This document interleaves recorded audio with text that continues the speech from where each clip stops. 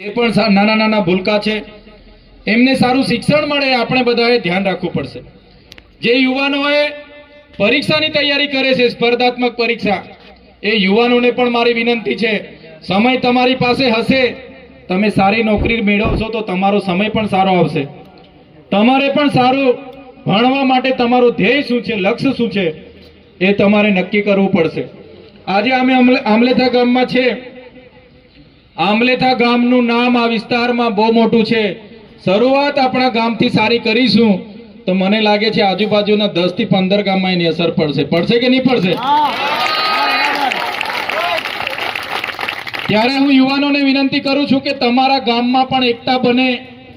ગામના યુવાનો ભણતા હોય એના માટે સારું મેદાન, સારી લાઇબ્રેરી ગામમાં હોય, બધા સાથે બેસીને વાંચન કરે, તલાટીમાં પાસ થાય, પોલીસમાં પાસ થાય, પીએસઆઈમાં પાસ થાય, એ પ્રયાસો આપણે કરવા પડશે. નહીં તો આપણા યુવાનોની તાકાત મને ખબર છે. બેન્ડ પાર્ટીમાં 11 વાગ્યાથી નાચવા પડે ને, બેન્ડ વાળા 5 વાગે બંધ કરે તો બી કહે એ વગાડો, અમે નાચવાના છે, કહેતા છો ને બધા. તો તમારી એ તાકાતનો ઉપયોગ તમારા કેરિયર બનાવવા માટે પણ તમારે કરવી પડશે.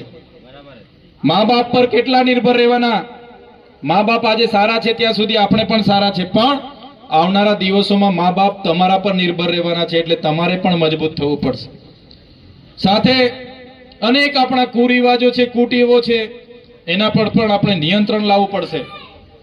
ઘણા ખોટા ખર્ચાઓ પર નિયંત્રણ લાવવું પડશે.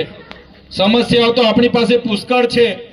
આપણા બાળકો હોશિયાર છે, છતાં આપણા બાળકોને સારી કોલેજ, જે શિષ્યવૃત્તિ જેવી અનેક સમસ્યાઓ નથી મળતી. એના કારણે ઘણી બાળકો ભણી નથી શકતા. બધા ભણે ગણે છે પણ નોકરી પણ બધાને મળતી નથી. ત્યારે આપણે બધા તો એવું માનીએ કે ના, મારો છોકરો ડોક્ટર જ બને, મારો છોકરો શિક્ષક જ બને, એટલે એને ઇંગ્લિશ મીડિયમમાં લઈ જઈએ, કોઈ બીજી જગ્યાએ લાખ રૂપિયા ભરીએ, ત્યાં મૂકીએ, ભણાવીએ, એન્જિનિયર બનાવીએ. ગામમાં પણ બધાને કીધું હોય કે મારો છોકરો એન્જિનિયરિંગ કરે છે, સગાવાલામાં પણ કીધું હોય કે મારો છોકરો એન્જિનિયર કરે છે, પણ બધાને નોકરી નથી મળતી. સરકારી નોકરી એટલી બધી નથી. ત્યારે તે છોકરો ભણી ગણીને ઘરે આવે, નોકરી ના લાગે એટલે પેલા મહેમાન આવે એટલે માસી લોકો પૂછે, ફોઈ લોકો પૂછે કે આપણો છોકરો એન્જિનિયર કરતો તો કેમ લાગતો નથી? હજુ થાય છે કે નથી થતું? એટલે પેલો ટોર્ચર થાય, પછી વ્યસનોમાં જાય.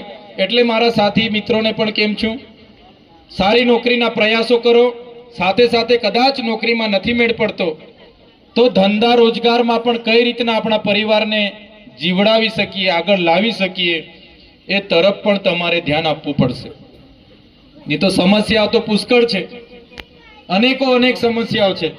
જ્યારે પણ એના માટે આપણે ઉતરીએ, ચિંતા કરીએ તો આપણે થાકી જઈએ, એટલી સમસ્યાઓ છે. તો આ બધા અનેક વાતો છે. સાથે તમે તો બધા જાણો છો, નિરંજનભાઈએ કીધું એમ આજે તો ગુજરાત જાણે આખી નકલીની બોલબાલા ચાલે છે ને. ઓફિસો નકલી, જજ નકલી, પોલીસ નકલી, સીએમ અધિકારી નકલી, પીએમ અધિકારી નકલી, એસપી નકલી, ઈડી નકલી, કેટલા લોકો નકલી પકડાય છે. ત્યારે એટલી બધી ભ્રષ્ટાચારની હદ છે કે આપણા વિસ્તારના છોકરાઓ પણ ભણી ગણે છે, બધું થાય છે, પણ લાગવગથી પૈસામાં આપણે પહોંચી નથી વળતા. ત્યારે અનેક ભરતીઓમાં પણ તલાટીથી લઈને, પટાવાળાથી લઈને, બીડગાર્ડથી લઈને બધા બહારના છોકરાઓ લાગવગ આપીને, પૈસા આપીને ઘણા પણ આવે છે. હું બધાની વાત નથી કરતો, પણ આપણા છોકરાઓ પૈસામાં પહોંચી નથી વળતા, ત્યારે ઘણી એમાં રહી જાય છે. ત્યારે સાથીઓ, વધારે સમય નહીં લઈએ. કદાચ કોઈએ ખાધું નહીં ખાધું, અને બહેનો તો 6-7 વાગ્યાના અહીંયા બેઠા છે, એટલે ઘણા લોકોએ તો કદાચ રોટલા કે રોટલી કે જમવાનું પણ બનાવ્યા વગર અહીંયા આવી ગયા હશે, એવું લાગે છે ને? એવું આજે ઘરમાં ઝઘડો નહીં થાય એટલું જરા જોઈ લેજો, બરાબર છે? એટલે સાંભળવા આવ્યા છો એટલે થોડા સંદેશા, થોડા ઉપદેશો, થોડા સંકલ્પો અહીંથી લઈને જવા પડશે. ત્યારે હા, હવે આપો વાલી તો કાસે કે માં તો પછી આંબોડી ને ડોગરી ને બધી મિક્સ વધ જાય.